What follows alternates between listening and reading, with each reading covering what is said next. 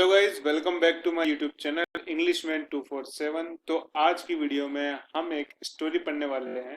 Guys यहाँ पर इस स्टोरी का टाइटल नहीं दे रखा है, यह आप सबके लिए सस्पेंस है और यह स्टोरी पूरी पढ़ने के बाद ही आपको पता चलेगा कि आखिर इस स्टोरी का टाइटल क्या था और मोरल क्या है। तो guys without wasting any more time, let's start the video. एक गांव में 4 दोस्त रहते थे। 4 friends lived in A village. Lived live की सेकंड फॉर्म में, यहाँ पर रहते थे यानी पास्ट की बात हो रही है तो लिव्ड का यूज किया गया है। वे सभी ज्ञानी और विद्वान थे। They were all learned and knowledgeable. उनमें से एक दुनियादारी समझने वाला भी था। One of them was worldly wise also. दुनियादारी समझने वाला, वर्ल्डली वाइज, ठीक है। वह गरीब थे, इसलिए उन्होंने रोजगार की तलाश करने के लिए देश के राजा के पास जाने का फैसला किया।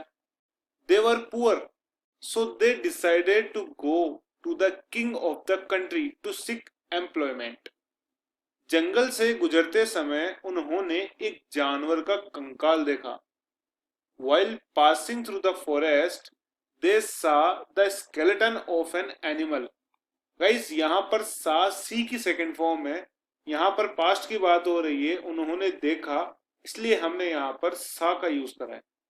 उनमें से एक ने कहा कि वह सभी हड्डियों को ठीक उसी तरह से जोड़ सकता है जैसे यह तब थी जब यह जानवर जीवित था। One of them said that he could connect all the bones exactly as they were when this animal was alive. Alive का मतलब जीवित होना। This animal was alive, जब वो जानवर जीवित था तब। अब दूसरा विद्वान कहता है कि वह जानवर को मांस, रक्त और त्वचा से ढक सकता है। Another scholar, scholar का मतलब विद्वान। Another scholar said that he could cover the animal with flesh, blood and skin. Flesh का मतलब मांस, blood का मतलब रक्त और skin का मतलब त्वचा। अब तीसरा विद्वान कहता है कि वह जानवर को जीवन दे सकता है, मतलब सब अपने आप को भगवान समझ रहे हैं। The third scholar said that he could give life to the animal. अब बचा चौथा विद्वान, तो वो भी अपनी कलाकारी लगाता है और वो कहता है कि यह कंकाल एक शेर का है, इसलिए जैसे ही ये जीवित होगा हम सभी को मार देगा। इस बंदे ने सही दिमाग लगा लिया भाई कि तुम सब इसको जीवित तो कर दोगे, लेकिन भाई जब ये जीवित हो जाएगा तो इसको भूख लगेगी तो ये हमें ही खाएगा। तो चौथा व्यक्ति कहता है, the fourth scholar said that this skeleton is of a lion, so it will kill us all as soon as it is alive.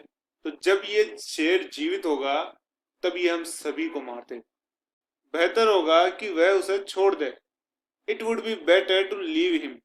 पहले 3 विद्वान चौथे विद्वान से सहमत नहीं थे, मतलब उनको उड़ते तीर लेने थे। The first 3 scholar did not agree with the fourth scholar, और उन्होंने अपना काम शुरू किया। And begin his work. उनको तो मतलब शेर को जीवित करना था और उड़ते तीर लेने थे। पहले विद्वान ने हड्डियों को ठीक उसी तरह व्यवस्थित कर दिया जैसे वे जीवित अवस्था में थे। The first scholar arranged the bones exactly as they were in a living state.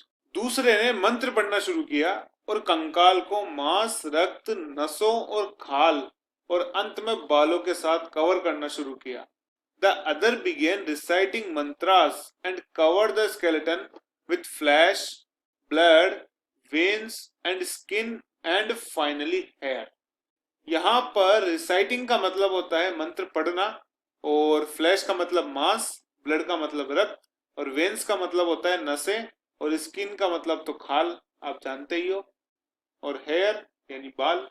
चौथे विद्वान को आभास होने लगा कि यह कंकाल एक शेर का था और यह थोड़े ही देर में जीवित हो जाएगा और सबको मार खा जाएगा, इसलिए वह एक पेड़ पर चढ़ गया। तो उसने ऐसा सोचा कि तुम तीनों को जो करना है जो करो भाई, मुझे तो अपनी जान प्यारी, तो मैं तो अपनी जान बचाने के लिए पेड़ पर जाके बैठ रहा हूं। The fourth scholar begin to realise that this skeleton was of a lion and It will be alive in a short time and will kill and eat everyone. So he climbed a tree.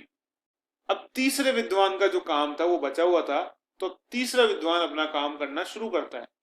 तीसरे विद्वान ने मंत्र का पाठ किया और विशाल सिंह यानी शेर जमीन से उठ खड़ा हुआ। The third scholar recited the मंत्र एंड विशाल सिंह यानी कि शेर stood up from the ground. जीवित शेर गर्जना करने लगा। द लिविंग लायन रोड और विद्वानों पर कूद पड़ा। And jumped on the scholars, उसने 3 विद्वानों को मार दिया और जंगल में चला गया।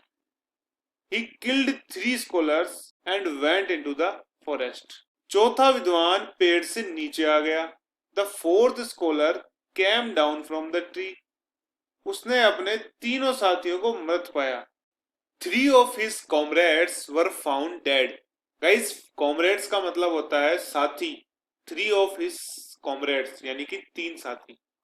अपने कार्य से उन्होंने साबित किया कि समझ का 1 ग्राम ज्ञान के भंडार से बेहतर है। By his action, he proved an ounce of wisdom is better than the proud of knowledge.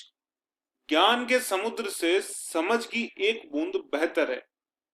A drop of understanding is better than an ocean of knowledge. तो गाइस, आपको पता लग गया होगा कि इस स्टोरी का टाइटल क्या था। तो गाइस, इस स्टोरी का मोरल है a drop of understanding is better than an ocean of knowledge, कि ज्ञान के समुद्र से समझ की 1 बूंद बेहतर है। तो गाइज यार, स्टोरी अच्छी लगी हो तो कमेंट में यस लिखें और वीडियो को लाइक करें, और इसी तरह और इंग्लिश रिलेटेड वीडियोस पाने के लिए चैनल को सब्सक्राइब करना ना भूलें।